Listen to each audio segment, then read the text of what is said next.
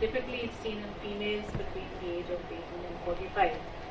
And morphologically you can probably describe it as a retrobulbar neuritis or a papillitis, depending on the appearance of the nerve. Now, if you go into the causes of optic neuritis, there are numerous causes, of which the demyelinating are the most important variety that we normally deal with. The other is the infectious and the para-infectious causes, and you can have various other causes which also need to be investigated when it's an atypical variety. Though most of the time it appears that the cases are of an idiopathic nature. Optic neuritis is seen in about 50% of patients with MS, and it's a presenting feature in about 20%. And recurrent optic neuritis is more common with MS, involving the same or the fellow eye. Now, the clinical features, as I said, affects females predominantly between the age of 20 to 50. It can also affect children and also can be seen in cases beyond 50 years of age. And it's said to be more common in the white population. The clinical features typically are uniocular and acute and often painful visual loss, which ranges over hours to days. And there could be mild cases with just 20/20 vision also.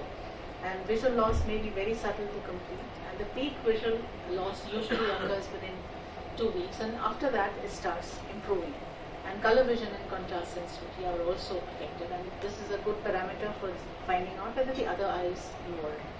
Clinical features, the presence of an RAPD, and you can see that the fundus is showing a papillitis or a retrobulbar neuritis. It will be normal in a retrobulbar neuritis, and papillitis it will show a mild edema.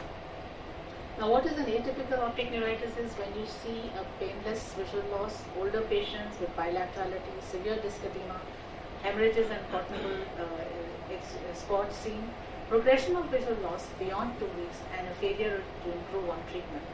And patients with atypical optic neuritis are at a lower risk of developing multiple sclerosis. So essentially, the clinical the diagnosis remains clinical. It's based on the visual acuity, fundus, the pupil, color vision, and visual fields. But other tests are done more for follow-up and for finding out whether the fellow eye involvement is there. Those are the contrast sensitivity, the visual fields, the visual evoked responses, and the OCT. The other systemic investigations are required when it's an atypical. In most of the typical cases, you do not require any of these other investigations. But if you're looking for an infective cause, then you have to rule it out by various tests.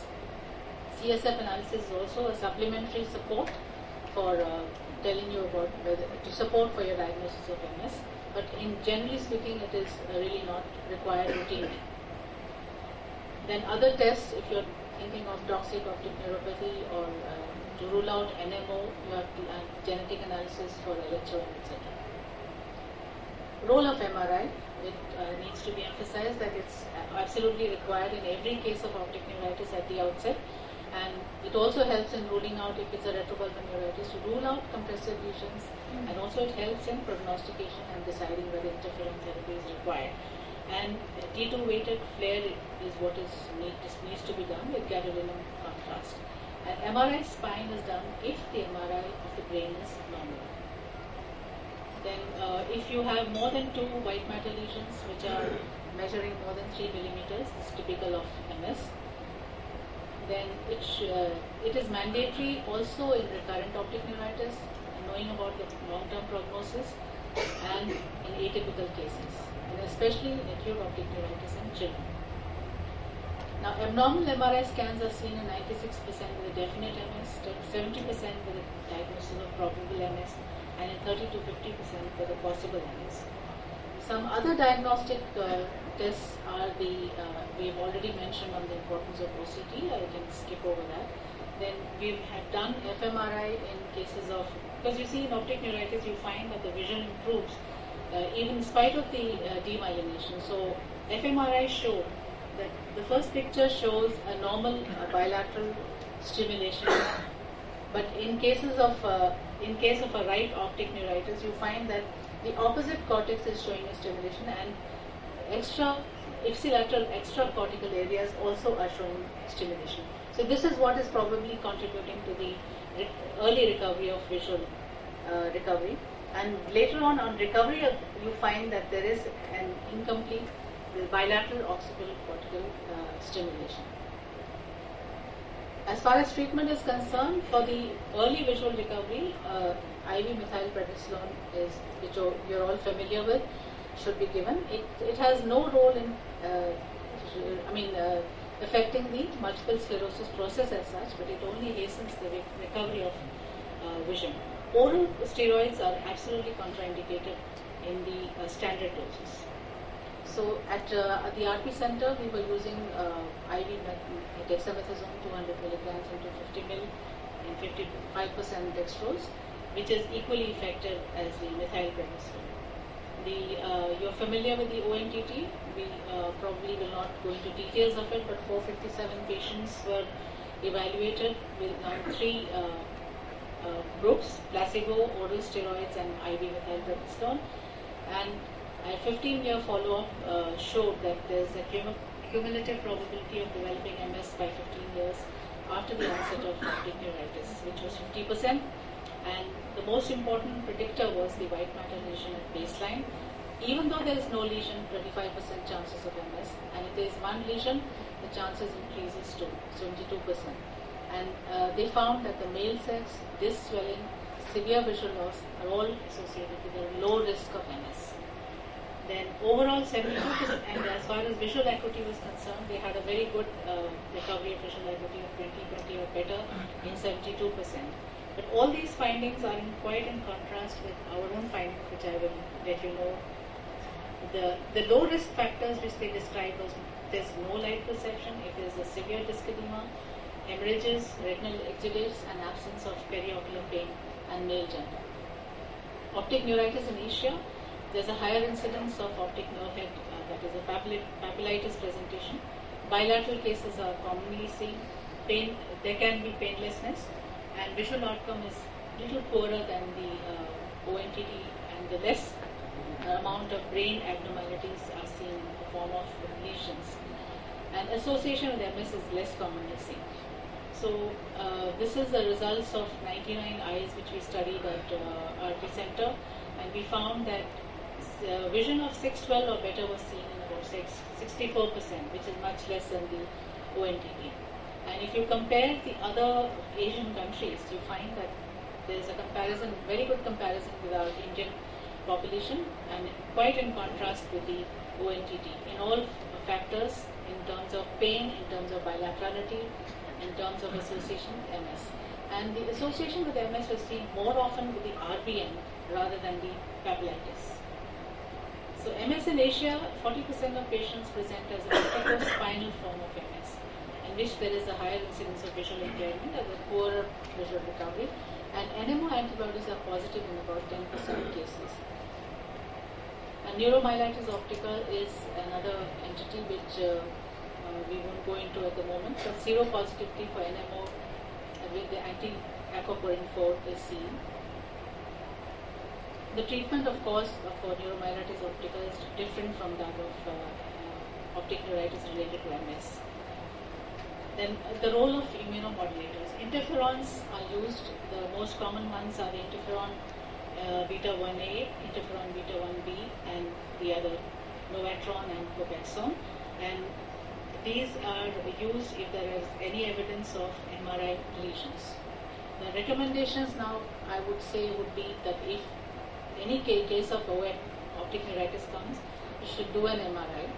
If there are any signs related to the spinal cord involvement, or if MRI of the brain is normal, then a spinal MRI is called for. Additional investigations like LP may be done. And so if you see a clinically isolated syndrome, which includes an optic neuritis, do an MRI. If there's a normal, if it's a normal MRI, then you can repeat the MRI after 3 to 6 months. If that is abnormal, then patient may be considered for treatment with interferons. If it is normal, then you can do a further screening. No further screening is required if there is any absence of symptoms. On the other hand, if you find that there is an abnormal MRI at the outset, the risk of MS is about 60%, and you should consider the use of interferons. So with that, thank you, Dr. Menon. Are there any questions on this? Can give IV steroids, but pregnancy, maybe we have to avoid it, because recovery will anyway take place of the vision, even if you don't give steroids. Children, we give half the dose. We reduce the dose. We reduce the dose by half. But in pregnant ladies, you can avoid and monitor the patient, that the patient is improving. We recently just had a lady, she was lactating, a 1-month-old baby, and we couldn't even ask the child to be not breastfed, so we deferred the IV steroids, and she recovered. So that was, that's how you, but you need to follow them up. It's important that you ensure that that's all that there is to it. Yeah. Sorry? Inflammatory optic neuropathy. There was a. Can you take that mic? There's a inflammatory optic neuropathy, neuritis. So there was a project going on, a multicentric trial. So they were giving interferon and along with gamma globulin also. So initially they started even in GV Pant hospital, and the patients were being referred from Guru Nanak Center to GV Pant. And then we have found out that there was no effective improvement and decrease in the recurrence rate in chronic relapsing inflammatory optic neuritis, and they had stopped the multicentric trial, especially in India. Some centers they had stopped because the side effects, they were more than the improvement. Even in otherwise also the interferon studies, the CHAMP study, they were showing that the improvement is only in 35% as compared to 50% in 50% in interferon and 35% with the steroids. So the improvement between the two groups, if you see clinically, it's not much. But the cost involved in interferon and gamma globulin, and the patient has to be lifelong. It has to be admitted, and the cost goes up to approximately 50,000 or even 1 lakh. A lakh a month. A lakh per month. Yes. So that is not affordable, and that has to be continued for months for at least 2 years with no very significant improvement. It's just a statistical improvement, but I don't think. And in one of my patients, when we started, and he developed myopathy, so I am scared to use interferon in any cases. Whether it was myopathy was due to interferon or it was due to the normal process, I can't say. But the cost involved. Yeah, fair enough. I think there is. On the other hand, there are many patients who have been very happily going along with interferons, and. But maybe they might have been happy even with steroids also. No, steroids is only for the optic neuritis. I'm talking of who have for developed MS. It's difficult to, as of now, say, because those who have developed MS, I mean, they have to be essentially taking interferons, otherwise their life is impaired. Yes. We'll go on to the next one. I think we'll go on to Dr. Satyakar now. We'll be talking about evaluation of the pupil. So maybe now we'll take questions in the end, because we just have barely time to complete. The sphincter of the iris is supplied by the parasympathetic system, and the dilator is supplied by the sympathetic system, which comes from the posterior hypothalamus. So we are all familiar with this anatomy, and any lesion which affects the optic nerves, we need to assess the relative afferent pupillary defect to find out afferent pupillary involvement.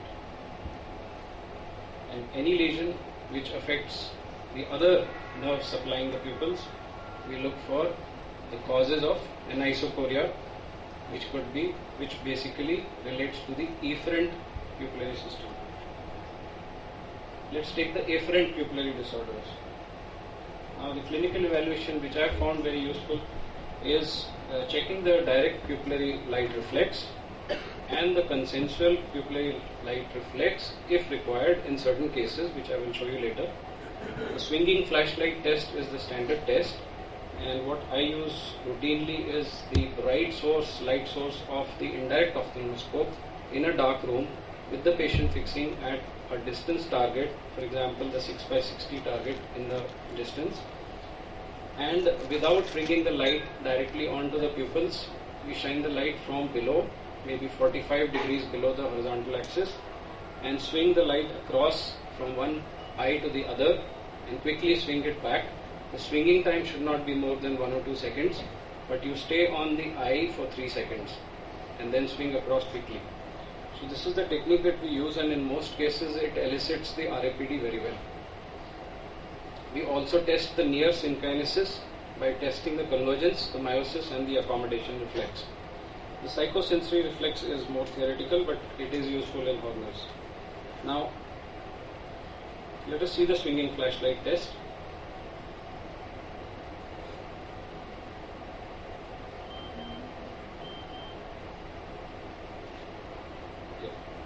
So this is the technique. It's a dark room. You have the indirect ophthalmoscope here. I'm shining light from below the eyes, not in front of the eyes, otherwise the patient would accommodate, and swinging across quickly within 1 or 2 seconds, but staying on the eye for 3 seconds to look at the pupil and its reaction. So now let us grade. Once we have this situation, how do we grade the RAPD?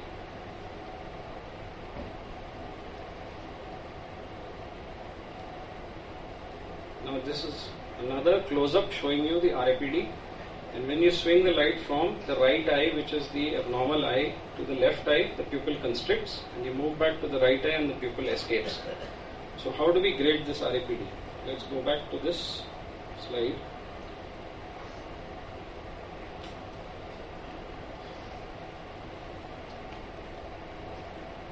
Okay. The grading is basically after years of experience, people have put together their thoughts and graded it as 1, 2, 3 and 4 plus. But clinically in practice we take it as 1 to 2 plus and 3 to 4 plus. It's difficult to really classify into 4 different grades. So the grading is such that initial constriction, when you come from the normal to the abnormal eye, there is an initial constriction but early dilation. The second grade is no initial constriction and then it dilates. So this is 1 to 2 plus. We take them together usually. And the figures in the brackets are the neutral density filters which have been used to assess the grading of the pupil.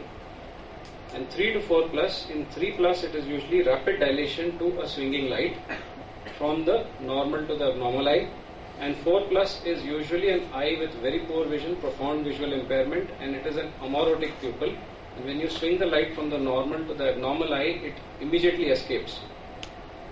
So 3 to 4 plus is usually taken together. Just to show you this again, swinging the light across quickly, but we stay on the eye for 3 to 4 seconds and then assess the RAPD. Another one which shows you a gross RAPD. The right eye is the abnormal eye, left eye pupil constricts very well, right eye pupil escapes. So this is 3 to 4 plus. It escapes immediately in the right eye. Now what is the mechanism behind this?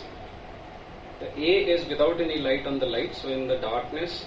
B is when the light is shown on the normal pupil, both the pupils constrict. C is when the light is shifted quickly to the abnormal pupil, both the pupils dilate, and when you shift back to the normal eye, both the pupils constrict. And this is the basis behind the consensual as well as the direct pupillary reflex. Beware, these are some points which you have to keep in mind. In strabismus, you have to shine the light directly along the visual axis of the deviated eye, otherwise you will not get a clear RAPD. And in very small pupils, you may not get the briskness of escape of the pupil. In media opacity, that media opacity cannot cause RAPD. The RAPD, if elicitable, is due to optic neuropathy.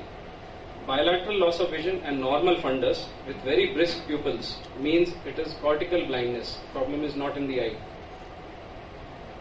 And then retinal disorders that can cause RAPD are severe macular disease. It can cause trace or 1 to 2 plus RAPD.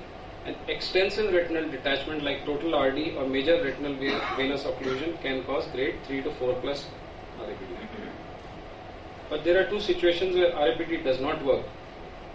Bilateral optic neuropathy of similar magnitude, you may have sluggish pupils on both sides, so you cannot assess which eye is affected more, and bilateral fixed or tonic or dilated pupils.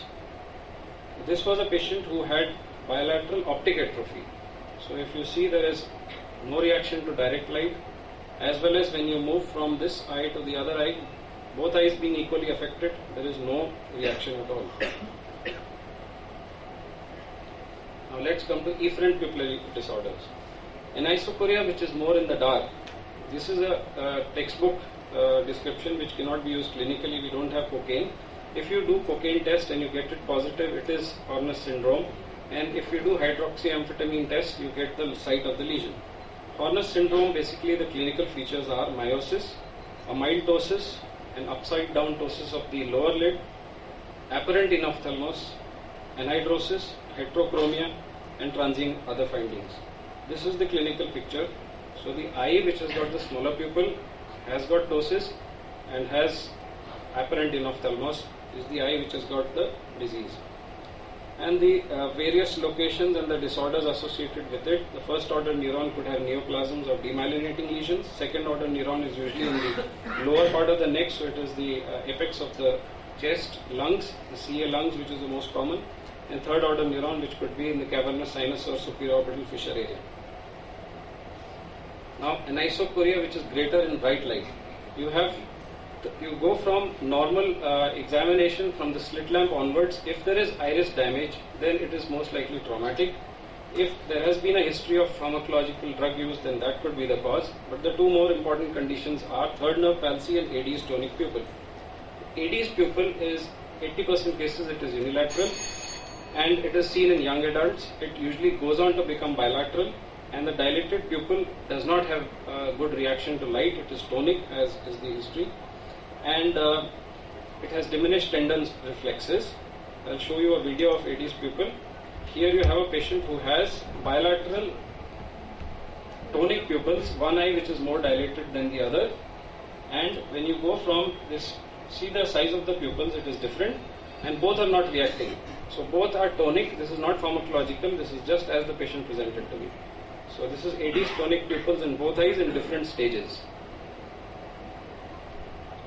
Okay, the other condition which has already been dealt with previous speakers is the third nerve palsy, where the pupil is dilated in the affected eye. There is exotropia and hypotropia, and there is a ptosis. The lid has been elevated manually, and you can see the extreme ptosis with limitation of adduction, depression, and elevation in the affected eye.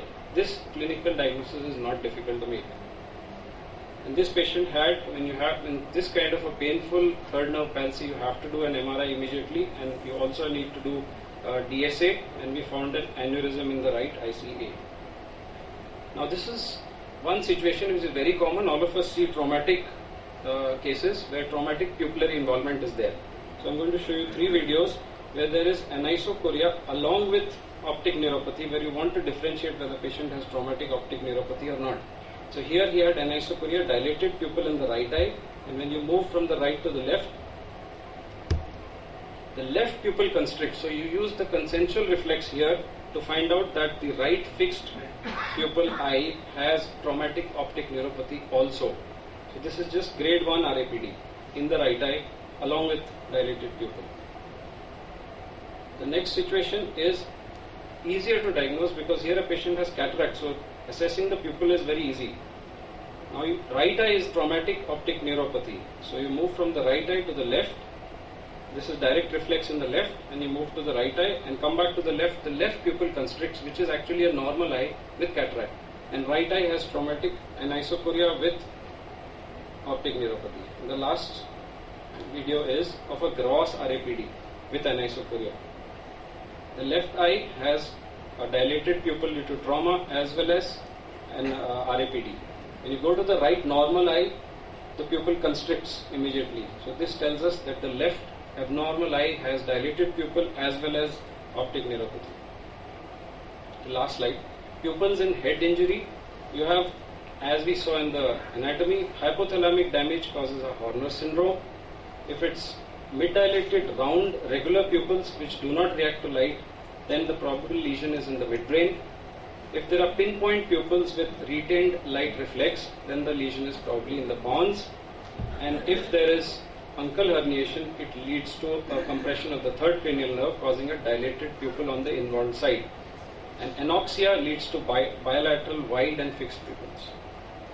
So the only tip I would like to give here is make swinging flashlight test part of a basic examination of all workups, not just neuro-ophthalmology cases. All patients. It just takes a few minutes. Thank you.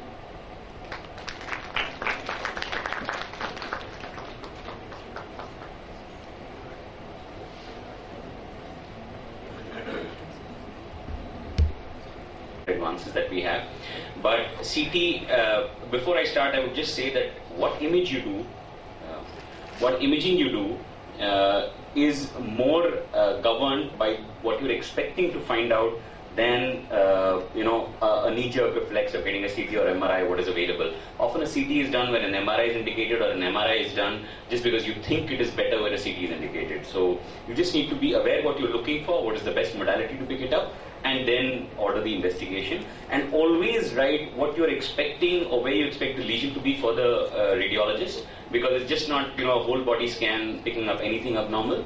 It's ideal if the patient can magnify the areas where you're looking for, so that subtle lesions can be picked up. So CT scans, major clinical indications would be orbital disorders, where you have acute intracranial bleeds, and bony anomalies, what you're looking for. The advantage is that it's very fast, it's rather inexpensive now, and in conditions where MR is contraindicated, like a patient having a metal implant in the body anywhere. The disadvantages are the radiation exposure, the contrast allergies that can occur, and bony artifacts that are occurring, particularly in regions where there is a lot of bone around, like in the brainstem and all, where it's difficult to pick up soft tissue lesions on CT. So you can see that it's giving a pointer. You can see that CT is better in subarachnoid hemorrhages and for looking at calcifications. So you have a lesion on the left, you can see a lot of perilesional edema on the MR, but when you do the CT, you can see that there is calcification within this lesion. So you're looking for tuberculomas, or you're looking for old cysticercosis, and this kind of lesion turned out to be a tuberculoma. Again, calcification within lesions, better picked up on a CT. We talked about that patient who had came to us with trauma on the one side and visual loss on the other, and this was the image of that patient. You can see trauma was here, and the lesion, the fracture goes all along here to the other side optic nerve, whereas the ipsilateral optic nerve was spared. So a good CT reconstruction can give us all bony anomalies, bony fractures, immediately. So when you're looking for a traumatic optic neuropathy, whether it's a direct or an indirect injury, you can do a CT and look at the optic canal and be able to identify whether there is any displaced fracture that needs urgent neurosurgical intervention, or it's an indirect trauma causing visual loss, in which you may start IV steroids. We had this case of optic atrophy, a 13-year-old male who came to us with gradual progressive loss of vision both eyes for past 3 years. There was a recurrent history of fracture, multiple fractures, which was kind of incidentally picked up, which we thought. And he had 6/18 vision in the right eye and 6/60 in the left eye. There was a left afferent defect that was there. So a bilateral primary optic atrophy, you are thinking of compressive lesions, you're thinking of toxic, although there was no history of any toxic intake, and he, of course, hopefully was not taking local alcohol. And of course, you're looking for a hereditary optic neuropathy. But whenever you're thinking along these lines, rule out toxic and get an imaging done. So compressive optic neuropathy, a space-occupying lesion in the cellar area, becomes our most important differential. But the MR showed everything was normal. But again, as has been discussed, never try to think that you know everything. We discussed this MR with our radiologist, who's kind of expert in ophthalmic radiology, and the only thing he kind of told us was that as the optic nerve is approaching the optic canal, and the optic canal, it appears to be thinner. It's kind of looking more thinner as compared to what it normally should. And there was a little narrowing in the optic canal. So he advised that we should go ahead with a CT scan and actually see is there any changes at the bony canal. And that's what the surprising thing was. We saw actual narrowing of the bony canal because of osteopetrosis that was diagnosed, and the history of recurrent fractures came in handy that we realized the patient had osteopetrosis. So it's important that the compressive optic neuropathy be identified and you be able to pick up in a directed investigation. So in this case, although we went ahead with MRI, we were not clear what the reason was, so a CT was ordered, which was more specific to pick up. So a CT is useful for bony lesions, for hemorrhages, but particularly acute intracranial bleeds, space-occupying lesions if you want to urgently pick up if there's a space-occupying lesion, calcification, and even cysticercosis. We've seen in patients who come to us with acquired motility defects and we suspect cysticercosis. You can identify just on a CT, you can see the calcification and the space in the around the lesion. The MRI is really the investigation of choice, one would say, for neuro-ophthalmological conditions, and 1.5 and 3T strengths are now available, and 3T of course gives us better resolution, and one can pick up more lesions on the 3T as compared to the 1.5T. We've talked about the enhancement. The enhancement is useful for intracranial extensions, for chiasmal and parachiasmal lesions. The newer generation scanners can give us thinner sections and a faster scan time, so your resolution is much better.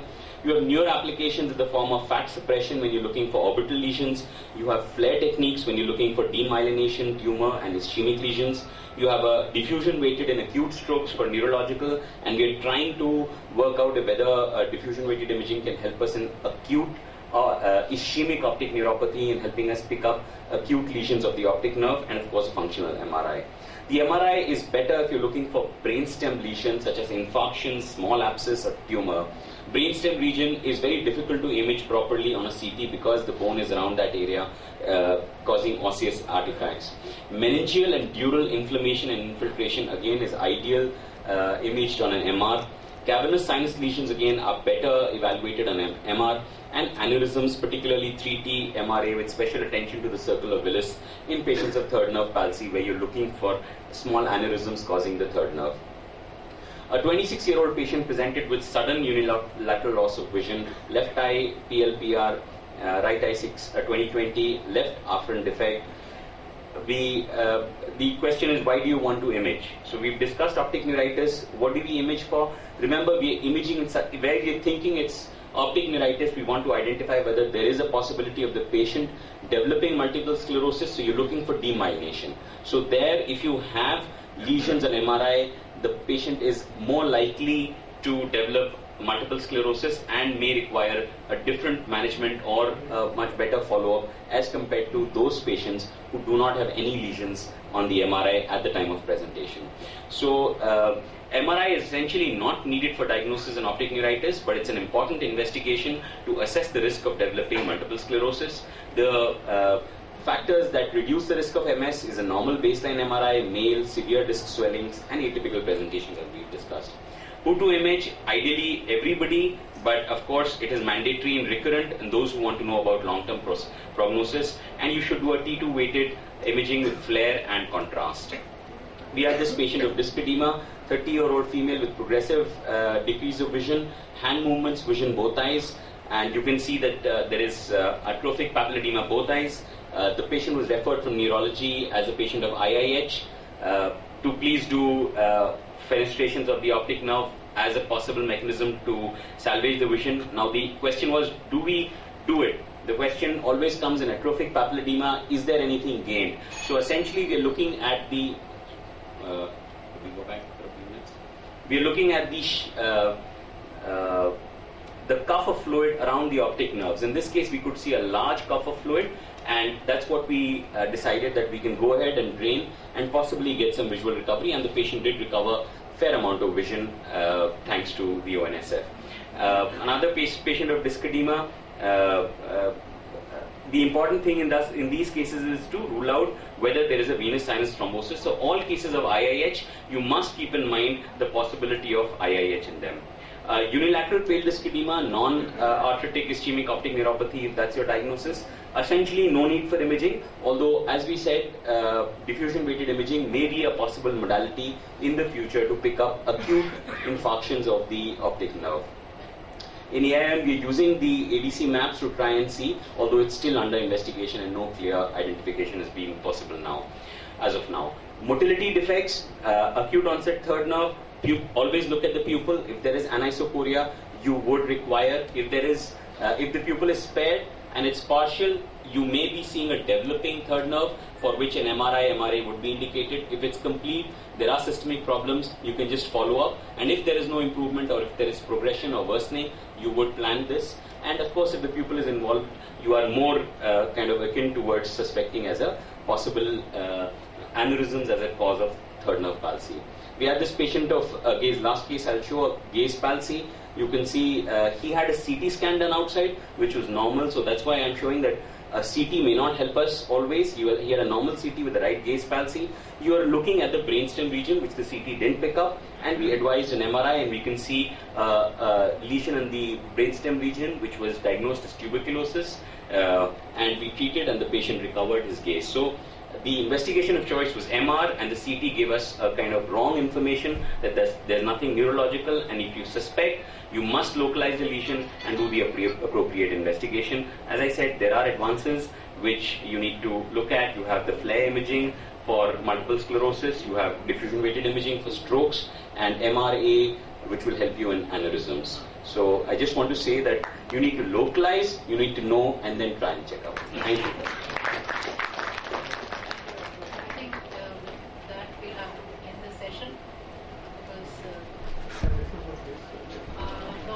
A particular advance because it allowed us to tissue share among networked eye banks in the United States and then internationally.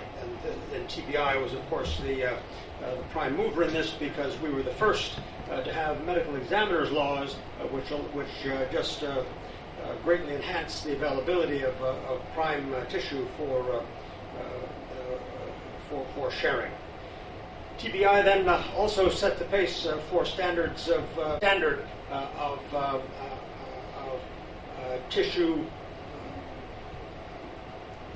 be a uniform standard around the world. And having had the opportunity to use TBI tissue for these several decades around the world, it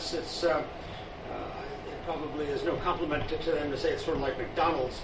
But I know that what's in the bottle, whether it's in Boston or Bangalore, is exactly the same quality of tissue, and so it allows all of us to operate with the same confidence. So this central networking and distribution is an extraordinary first for TBI.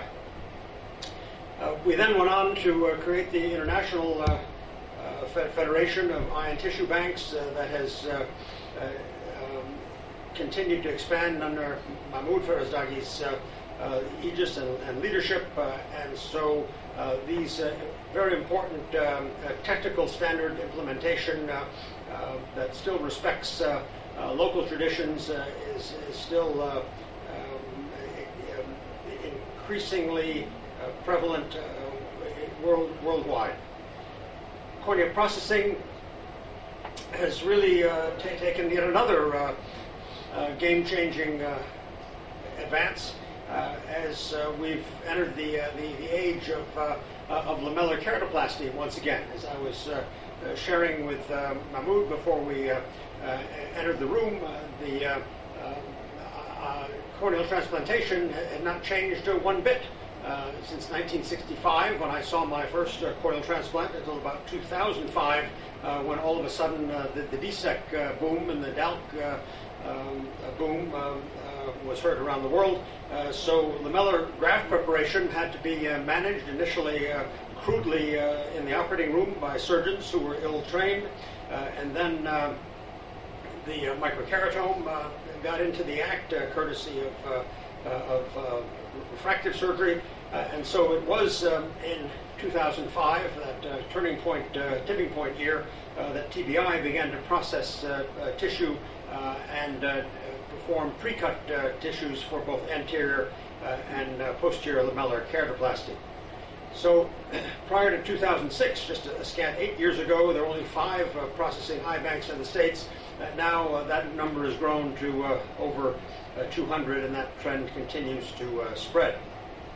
The the turning or crossover, if not tipping point, in the United States really occurred just a couple of years ago when the blue line traces EK, essentially endothelial keratoplasty, versus standard penetrating keratoplasty, and to see that number, those curves cross in 2011 or so, points to the fact that in the United States, at least, we're now about 50-50 between lamellar and endothelial keratoplasty versus classic penetrating keratoplasty.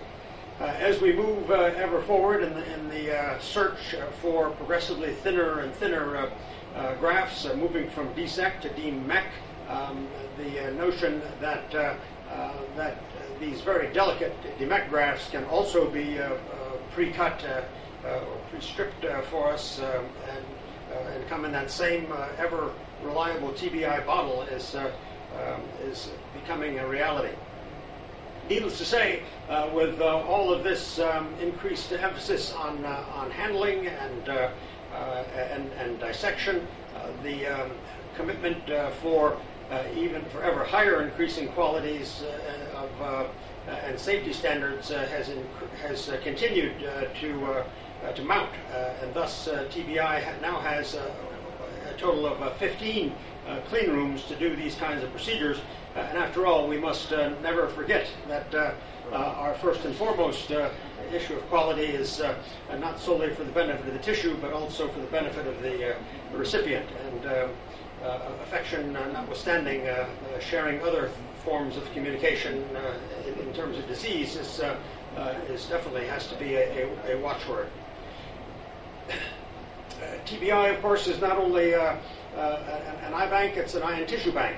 And so, as such, the new technologies are applicable across the board, starting with the eye, but then going to skin, bone, and other injectables for sports medicine.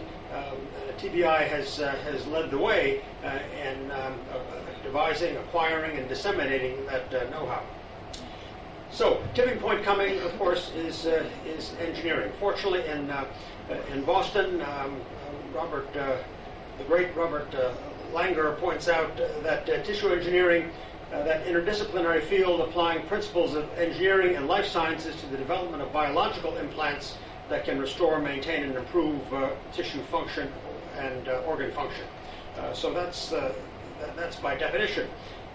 In practice, it's really trying to shift us in our quest for eternal youth to go from the type of healing response that is largely regenerative in infants and switches more to inflammation and scarring as we age, to try and enhance the regenerative process and suppress the inflammatory and get, thank you, and allow us all to heal like we did as children.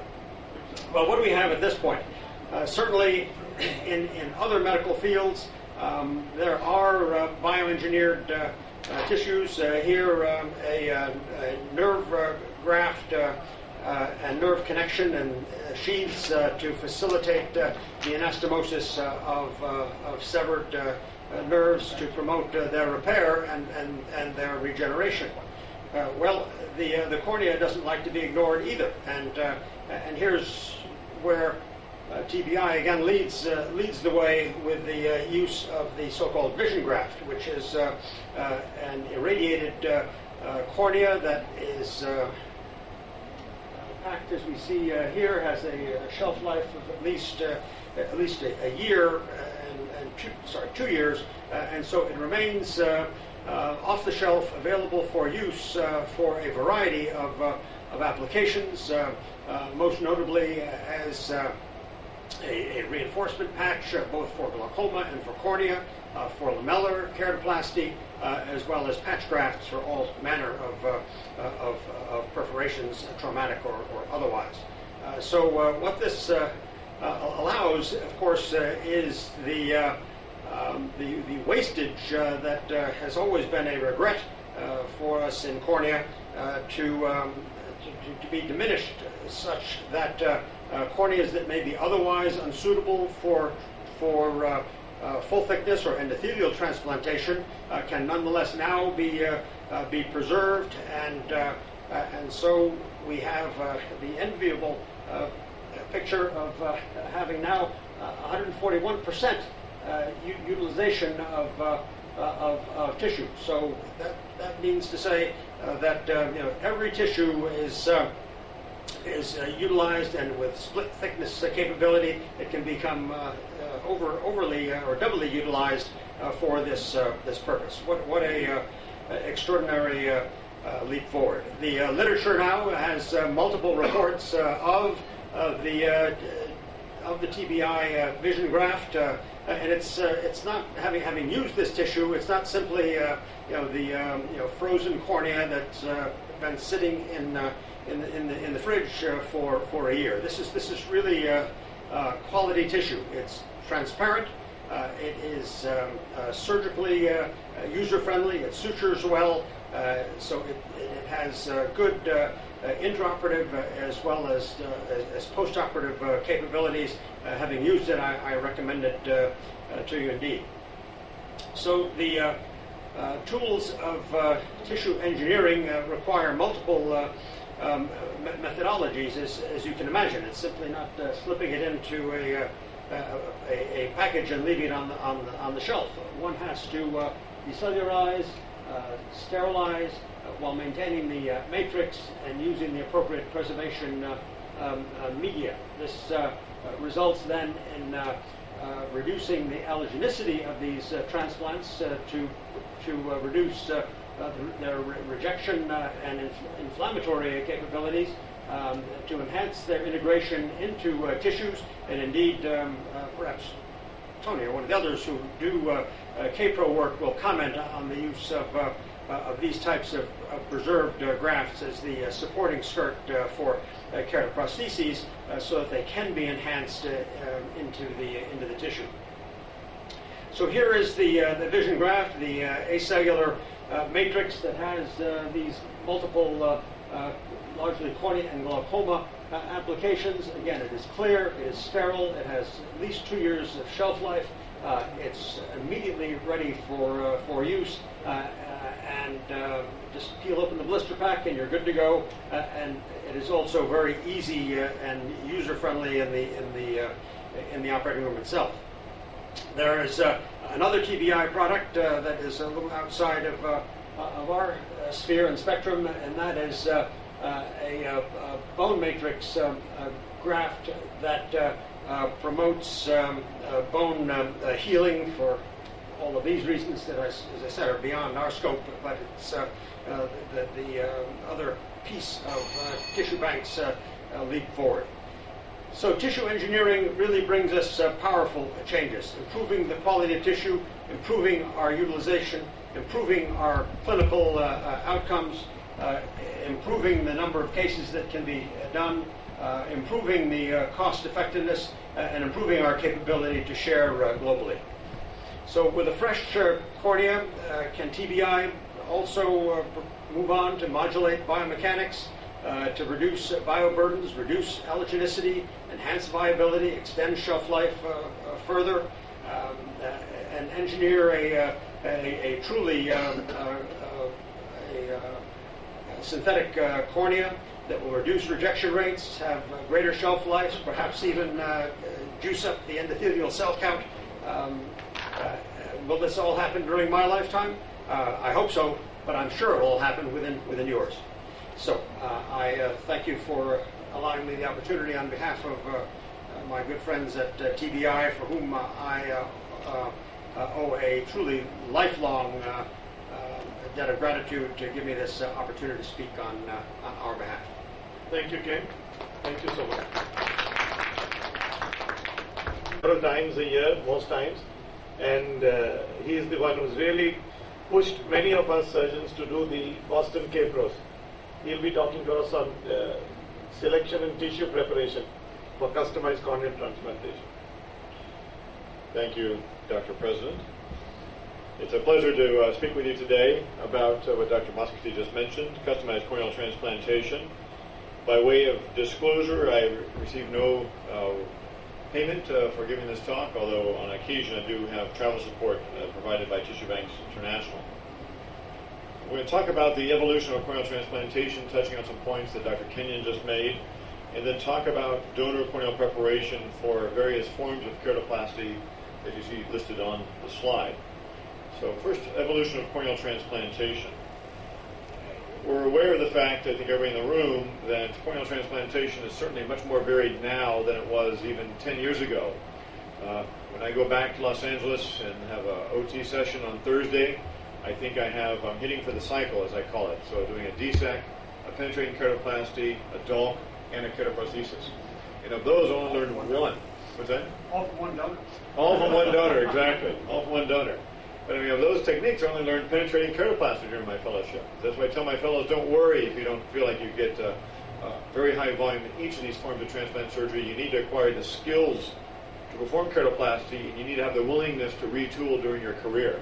So as you see these animated videos run, these days we're performing, at least at our center, a lot of the femtosecond laser-assisted keratoplasties, as you see on the left. In the middle, video of DSEC, and now on to DMEC, and then on the right, the keratoprosthesis. And as more is demanded of us as surgeons, we're asking for more from the eye bank as far as preparing tissues for each of these forms of keratoplasty. Looking at the number of corneal transplants, these are annual number of corneas supplied by U.S. eye banks. In the blue is the number of these corneas that are used for transplants in the United States, and in the red, the number of these corneas from U.S. eye banks that are sent to surgeons around the world for keratoplasty. And you see that both of these are showing an increasing trend, greater demand for tissue from the eye banks. Last year, as Dr. Kenyon showed on a graph, was the first year that the number of penetrating keratoplasties in the United States was lower than the number of EKs. So EK has eclipsed PK as far as the most common form of keratoplasty performed in the United States. And here's the same graph that he showed. As I'm saying this, I almost took this out, but again, it doesn't hurt to reinforce this, showing that the number of EKs continues to go up, and it will continue to go up. But you'll hear at some meetings discussions as to whether PK is dead. Last year was the first year that I performed more EK than PK, but I still perform a lot of PKs, mainly for failed grafts. So we'll always have patients who need PK because of both stromal opacification as well as endothelial dysfunction. Looking at now international use of intermediate-term preserved tissue. So the same table I showed you, but now instead of U.S. surgeons, this is international surgeons.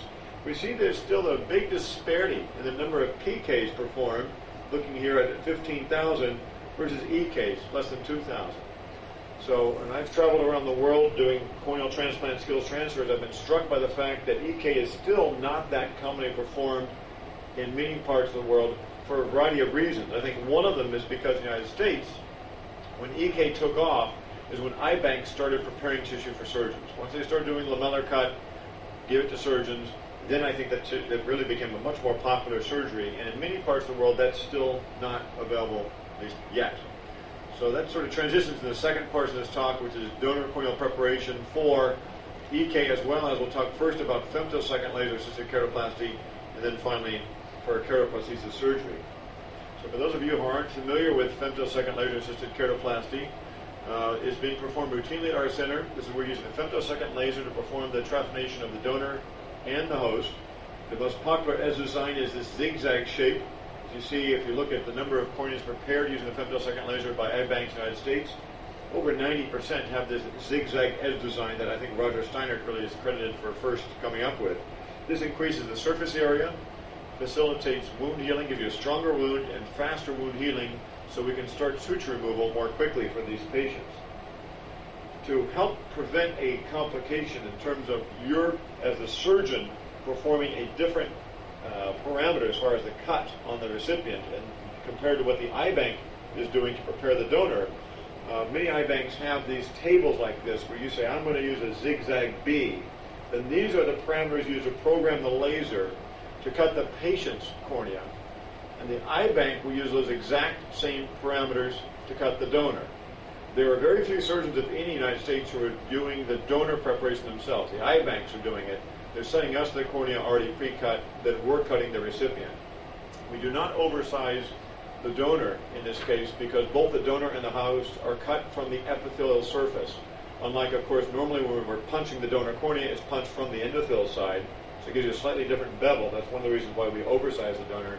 In this case, they're both cut from the epithelial side, so there is no oversizing of the donor. So here you see the donor cornea. This is in the eye bank. It's mounted on an artificial anterior chamber. In this case, it's a femtosecond laser from Intralase, which is then used to perform the trephination. Then it's put back into, usually it's a viewing chamber with a special adapter, and then it's sent to the surgeon. Not with a corneoscleral rim. It's just a donor button by itself. And for those of you who question whether the femtosecond laser can really precisely cut a cornea for femtokeratoplasty, here's a cornea that's just been prepared by the eye bank. You can see maybe in this photograph a few of these little notches. These are radial alignment marks that you can cut both on the donor and the recipient. So you can align them, ensuring perfect distribution of tissue. This is one of the main reasons why I like femtokeratoplasty, because I can guarantee my distribution of tissue is perfect. And use a slit beam going through the edge of this donor, showing how precise that cut is. The question is, can your donor and your host always find each other? Can the zig and the zag interdigitate as they should? Here's one of my patients, again, a thin slit beam, showing perfect interdigitation of the donor and host. And every single one of these that I've done, you will find that as long as it passes through the donor below this is called the ring lamellar cut, your donor and your host will find each other like that. And you're always going to have a very nice, smooth surface, anterior surface, when you use a zigzag design. So the advantages of having the eye bank prepare the donor cornea for femtokeratoplasty is that it eliminates the need for the surgeon to prepare the donor in a sterile environment. Most of us have femtosecond lasers in the refractive surgery suite. We can't afford to have a femtosecond laser in the operating room, other than our colleagues in Riyadh at K-Cash. They have a femtosecond in the OR, but for them money is no expense. For the rest of us, it's just not possible to do that. Having the eye bank prepare the donor eliminates the surgeon's risk associated with poor quality donor preparation. I've canceled 4 surgeries before because I've looked at the donor cornea and did not think that the cut was as clean as I wanted it all the way around, and so sent that tissue back to the eye bank. Eye bank's not been happy about it, but I don't want to use that cornea unless I really think it's the best cut for my patient. So in that case, I'm not financially responsible for it. Also, having the eye bank prepare the donor, of course, decreases the surgery time for the patient and for the surgeon. What about donor corneal preparation for endothelial keratoplasty? This is one of the tissue request forms from Tissue Banks International, and it's nice. We will tell the folks at TBI, I want a donor cornea that's between 100 microns and 130 microns, and I'd like to have a cap that's at least 9 millimeters, at least 10 millimeters. And you will get tissue that meets those parameters. If you're cutting it yourself, you're not sure exactly what you're going to get. Sometimes the donor ends up much thicker than you want, sometimes much thinner than you want. In this case, with these parameters, you pretty much know what you're going to get when they send it to you, as Dr. Kenyon was talking about. Here's an example here of the process of examination of the cornea. OCT, I'll show you in a moment, is used routinely by eye banks to look at not just the central thickness of the donor lenticule for DSEC surgery, but also the peripheral thickness to make sure it's uniform across the donor. Also, spectral microscopy is done to give you not just endothelial cell count prior to preparation of the donor, but then following cutting of the donor, they'll repeat the spectral microscopy, make sure the cell count is still within the parameters of the surgeon, and of course then, as I mentioned, thickness and flap size are measured as well. Typically, you'll get endothelial mosaic image, both pre and post cutting. As I mentioned with an OCT, you can see very nicely when this accompanies the paperwork that accompanies the donor cornea, how thick that is essentially, as well as at the 2 edges as well. And in my experience, if there's a disparity more than what one would expect, let's say a donor cornea is 140 microns centrally, 140 over here, but maybe 180 microns on one side or 200, typically the eye bank will call me and ask, is that still acceptable? So I have the ability then to say, yes, I'll still take that tissue, or no, I would rather have another tissue. To the best of my knowledge, there's only a few eye banks here in India that are preparing tissue for DSEC surgery for surgeons. One is the Ramayama Eye Bank at L.V. Prasad in Hyderabad. The EBCRC, which is in Mumbai, will be purchasing a microkeratome. I'm helping them with that purchase, and will be providing pre-cut tissue later this year. I've also been told that the eye bank at AIMS in Delhi is preparing tissue for DSEC and is distributing to some surgeons in Delhi outside of AIMS. I'm really looking forward to this becoming more commonplace in India because, again, drawing from the U.S. experience, once this pre-cut tissue is available, we're really going to see DSEC take off here in India. So the advantages of donor corneal preparation of the lenticule for DSEC surgery eliminates the need for the surgeon to purchase a microkeratome and artificial anterior chamber. This is a huge barrier in my experience. We've done DSEC skills transfer courses in Jakarta, for example, where they borrowed a microkeratome from the private eye hospital to do the course. Then it went back to the private hospital. So when I went back to Jakarta a year later, they hadn't done any DSEC where we did the skills transfer course. Why? They didn't have the microkeratome. And I didn't train them to do manual dissection of the donor. Eliminates the surgeon's risk associated with poor quality donor preparation. So if you have a full thickness pass, or you end up one of those donors that's very uneven thickness, again, that's the eye bank's responsibility if they're preparing it. But if you're the surgeon preparing it, then it's your responsibility. And also make sure that the donor parameters meet the surgeon's specifications. It also decreases the time required to perform the procedure. So not having to prepare the donor either manually or yourself prepare the microkeratome really shortens DSEC surgery. And I think with any new surgical technique, if you get better outcomes and it takes less time in the operating room, that really decreases the resistance of surgeons to incorporate that skill into their armamentarium. Talking now about DMAC. Of course, for those of you in cornea, can't go to the meetings these days without a debate regarding DMAC versus ultra-thin DSEC. But I think DMAC is here to stay. The eye bank's preparing tissue for DMAC again eliminates the surgeon's risk of poor quality donor preparation. It also decreases the time required to perform the procedure as well. It also allows the eye bank to use one donor cornea for two recipients, one receiving the epithelium and stroma for AIOC and the other for DMAC. So here's a donor cornea. In this case, the eye bank technician will strip off the descemet's membrane. The remaining epithelium and stroma will then go to a surgeon who's performing a DILK procedure, and then the descemet's membrane will go to a surgeon who's performing a DMAC procedure, in this case for Fuchs dystrophy. Again, in any country where there's a limited supply of tissue, you have to think about how to optimize the utility of these donor corneas. Then finally, a little bit about the donor cornea preparation for ketoprosthesis surgery. This is the vision graft that Dr. Kenyon mentioned.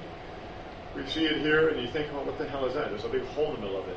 Again, for those of you who do ketoprosthesis surgery, especially with a Boston ketoprosthesis, we routinely punch a hole in the middle of the donor cornea through which the optic of the ketoprosthesis passes. And I'll show you a video of that in just a moment. You can ask for this vision graft like you saw in a ring form, or as a solid untrepanated cornea, either with or without a scleral rim.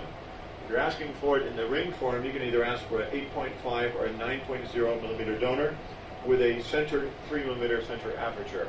And this eliminates one of the major problems I see inexperienced surgeons have when they're performing K-Pro surgery, is that that central trephination is not made in the center, but is eccentric. And the risk of that then is you will have the back plate, which will extend beyond the edge of the donor cornea, making it hard to suture the donor and host together. Also, if the patient has a normal central pupil, and you're eccentric with that trephination, then the optic of the K-Pro won't align with the pupil, and you've got a problem. And your patient has a problem. So here's a video. This is how it comes in this vial. This is the vision graft. It has been stored in albumin. It's a shelf life of 2 years. In this case, I'm just inspecting it. This is a routine ketoprosthesis surgery. In this case, there are no viable cells. There's no viable epithelial cells, keratocytes, or endothelial cells.